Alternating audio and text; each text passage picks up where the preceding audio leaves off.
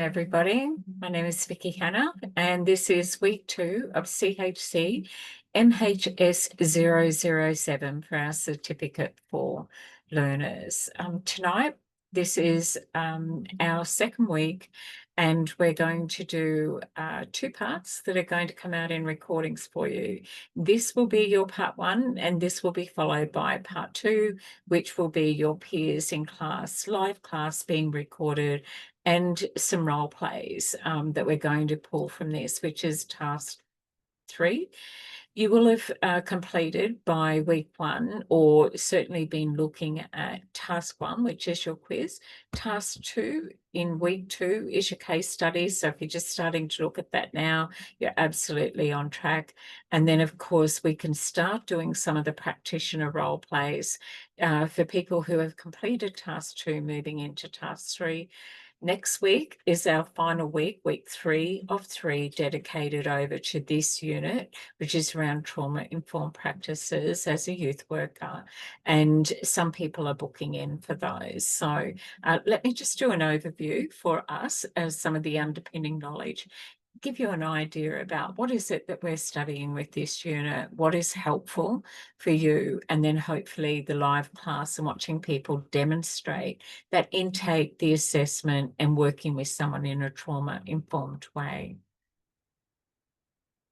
So let me share my screen.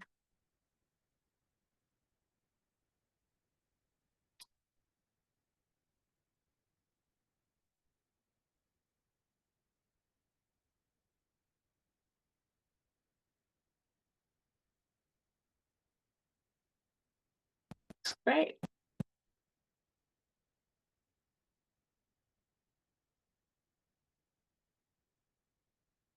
Hoping you can see that a little clearer. So the unit again is CHCMHS007. The MH stands for mental health. So this is one of several mental health units that you do. And this one is work effectively in trauma-informed care. So you might see written in an acronym TIC, which is trauma-informed care, or trauma-informed practices is what we need you to demonstrate in your role plays. So before we get started, I'd like to do our acknowledgement to country. In the spirit of reconciliation, Hayter Institute of Education acknowledges the traditional custodians of country throughout Australia and their connections to land, sea and community. We recognise Aboriginal and Torres Strait Islander people as the first inhabitants of this nation and the traditional custodians of the land on which we work, live and study. We express our gratitude for the sharing of this land, our sorrow for the personal, spiritual and cultural costs of that sharing, and hope that we may move forward together in harmony and in the spirit of healing. We pay our respect to all First Nation people and acknowledge elders past, present and emerging. I extend that acknowledgement out to all of our learners who attend classes or may only be able to get our recordings. I'm coming to you from Tarrabilane, Bundaland in Queensland. A little bit of housekeeping, especially this unit. It can be triggering. We are going to be talking about the sensitive topic around high distress, suicidality, people that have had past attempts around that in our scenarios. If for any reason you find this is really challenging, watch these in smaller pieces. Pick the day and the time that you feel more confident and not fatigued. Otherwise, it can be a burden, but it's work that we do. And of course, look after yourself. Make sure you've got all of those things that you're going to ask your clients to do for themselves. So when we jump into classes, we are a camera on college, but it's also you're working from home. It's an adult class. It's very self-directed. So if you need to be off camera, then 100% that's what you need to do. I might call and ask for you to just jump in and let us know that you're there. But microphones on mute when you come in, control that from your end if you like, just in case you turn up and we are in the middle of a recording. And I'm sure that you don't want that background sort of coming through. We'll take class break times. We do come into work. We are colleagues in this space. And class participation, when we've got a group, there's the icon, you can put your hand up, but like every respectful relationships that we have with our peers and our colleagues, just wait and you'll get an opportunity. I will ask you several times in our live classes, do you have any questions? The first 30 minutes of every class every week, it's your check-in. How are you going? Talk about any unit, any questions that you might have if you're comfortable to say that in live class. If not, send an email to me. So we have respectful relationships with each other as well. So whatever we hear in class stays in class. If you're going to share something, then de-identify it exactly the same way as what we would if we were working with our clients. So we have a no smoking or vaping on camera, but of course, if you need to look after yourself and that's something that you do, then just turn your camera off and your mic off. You're working from home and I respect that. So be mindful about the trigger warnings and then be kind to yourself while you're studying and balancing everything. So there's a lot of referrals and document resources with this unit. Like all of our units, everything we do, we document, we diarise. Our file notes can be subpoenaed for court. So we have to get that done accurately. So your questions that you get asked in your assessments are relevant to you having that knowledge. You get that knowledge from going through your learner's guide, looking at the slides we provide you, coming to class and interacting, bringing that unit, that knowledge and those practical skills into your growing and your learning in that space, that understanding. So the trauma-informed practices are how do we approach people with trauma barriers where they're closed off and don't let us in. And you'll see that demonstrated in part 2. Some anger management, crisis management, detrimental practices or maladaptive coping mechanisms, self-care or lack of self-care, and then case studies to be able to talk about scenarios and clients in a simulated way, as if class is our workplace and we're all on a Zoom meeting together. There is the power of deliberate listening. So listening to understand is that recording. I think you'll find that really helpful. So it's going to ask you to watch that recording and reflect what techniques did Ronnie use to enable the woman to feel heard. What were some of the turning points in the conversation? In part 2, we'll actually go through that in our peer review as well. And we'll go, oh, it started like this, and then it kind of went there, and I wondered, and we'll have the experience from not just the person doing the role play, but the person sitting in the chair on the other end of receiving that service and support. And what were some of the trauma-informed care principles that she used? So watch that recording. It's yours to keep. It comes to you with your slides. So trauma and barriers to receiving support can be language and cultural as well. And then shock, like I'm in a completely foreign situation. Culture is not always country of origin. Think of everything, that what is the norm for one group. And if there was someone, it may not be part of that clique or that culture or their norm. Emotional intensity, anger, pain, overwhelm, depression, anxiety, and grief. Numbed out, zoned out, learned helplessness, and then a hopelessness, and then lack of self-responsibility, victim identity. And so some people will not have that higher maturity, understanding, knowing self to better understand others. And our clients are young, so they're still learning and developing.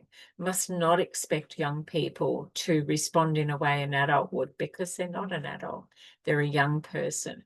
And a lot of our older young people in that 24 to 35 Gen Y, the thing that happened to them may have happened 14, 16, 17, 19. It is at that developmental age that they're problem solving. So they may present to you as 24 and you go, Wouldn't you kind of know that by now? Not if they are dealing with frozen sadness or ambiguous loss, or that they have trauma that's been left untreated. It'll be the least developed part of their personality and development that will be trying to solve those problems. So the response looks like that. Here it is about complex post-traumatic stress disorder. Sorry.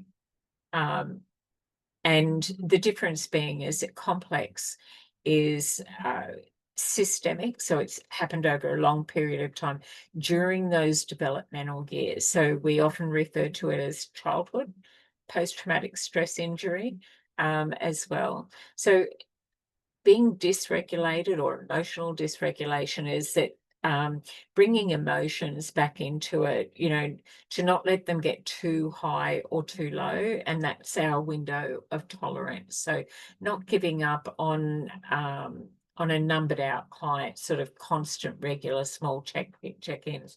So with a client that's sort of non-committal or not engaging, you're trying to engage and build that trust, but they're giving you a numbness, a neutral, a flat, then just do those check-ins. It's consistency that builds trust, you behaving in a professional manner.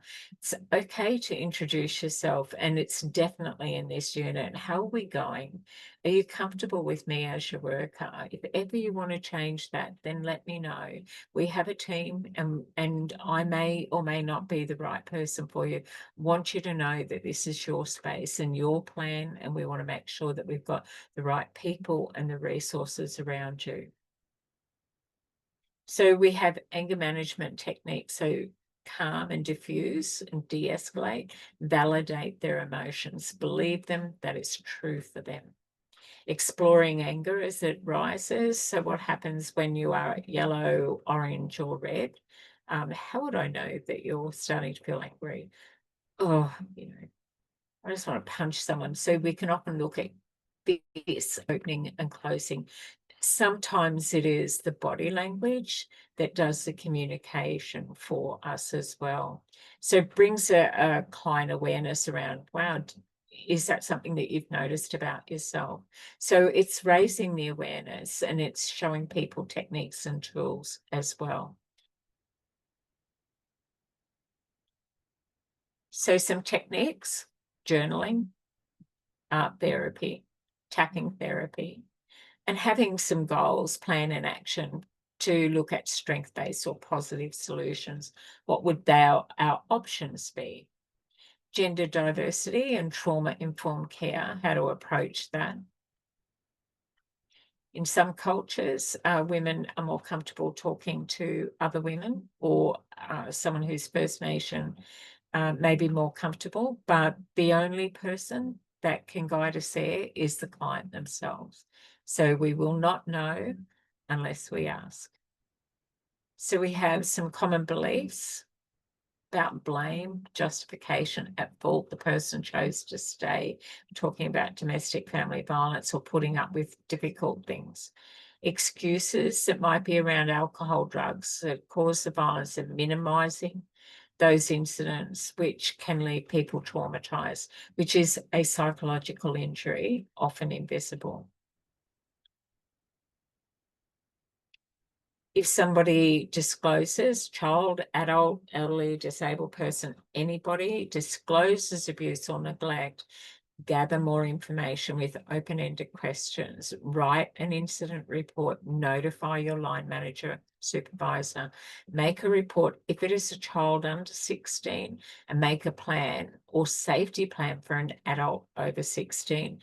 In our part 2, we're going to be talking about a safety plan for someone who is young. When it becomes a crisis, it may often be acted out, self-harm, so children seeking connection with others. It can be soothing, reassuring, de-escalating, and end a release. Trauma survivors avoid connection and find maladaptive ways to release tension, cutting, scratching, burning, acting out on impulses or risk-taking behaviour over sexualised behaviour.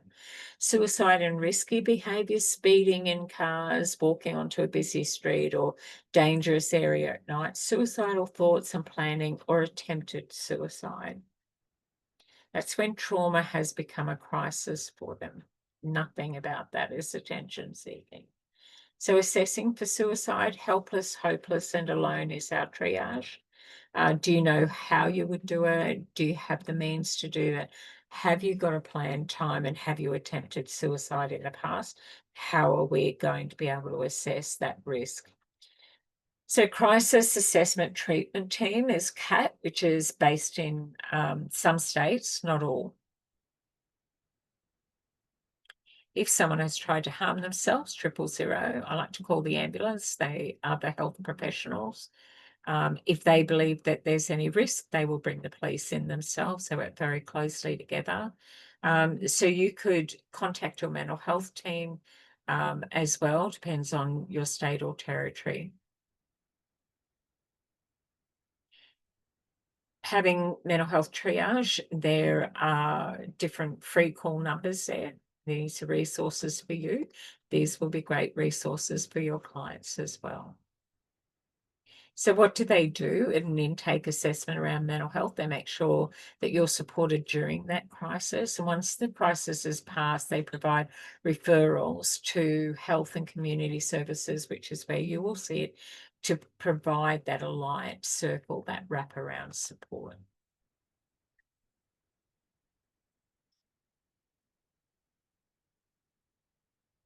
This covers NDIS, which I think is important around the capacity to make informed decisions. Case management, depending on the urgency. Case management is usually something we do over a longer period of time. Otherwise, it's a single service that we're providing.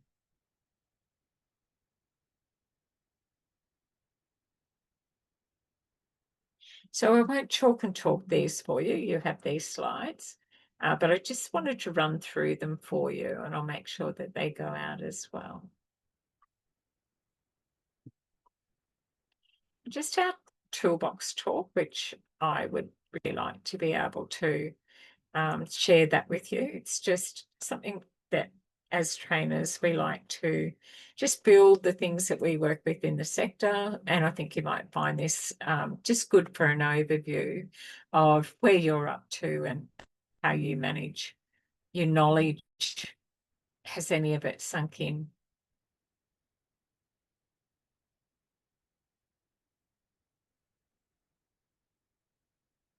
Great. So we are up to week 2 of 3 for the unit, work effectively in trauma-informed care.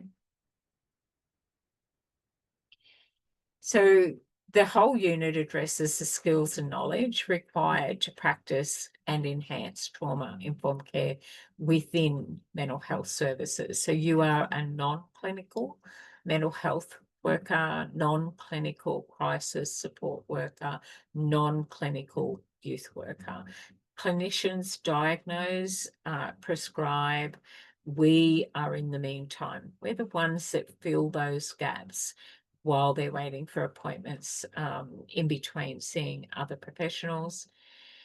So it covers the 3 essential elements, this unit, which is working from a trauma-informed care perspective. That is the lens you have over everything. Utilising self-care strategies, that's you looking after you so you can do the work.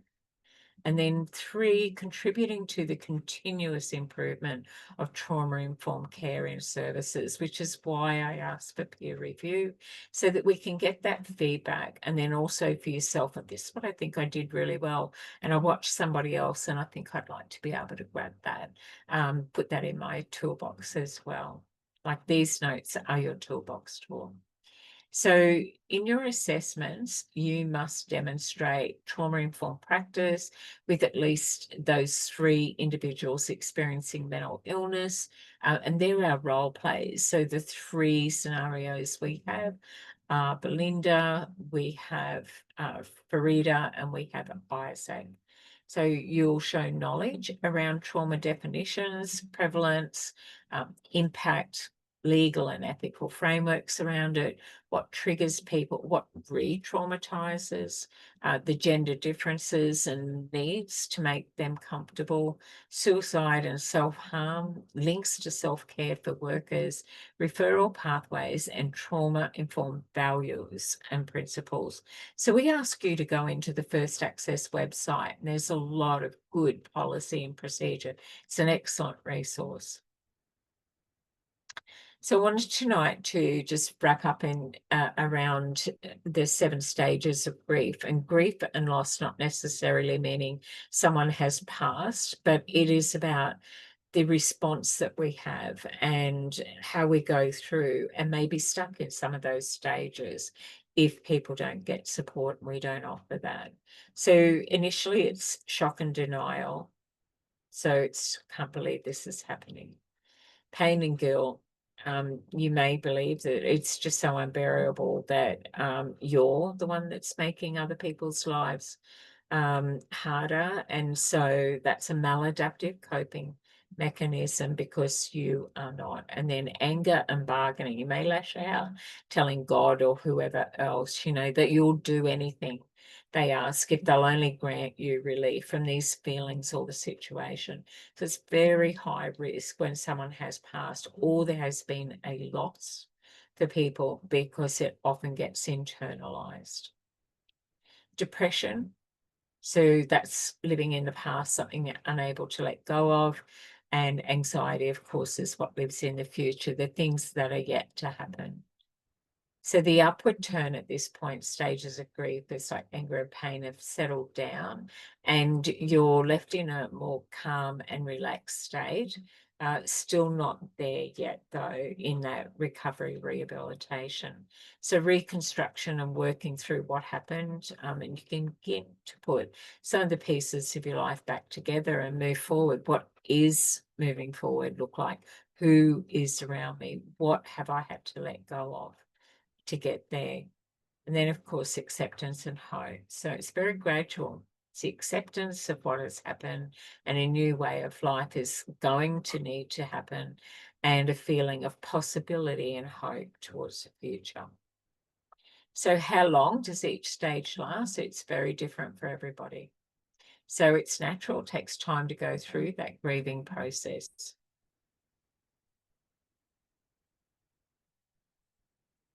So I'll make sure these go out for you as well, so that you've got this as a resource. And in here, there's some great links. You'll be able to click onto that slide and find those.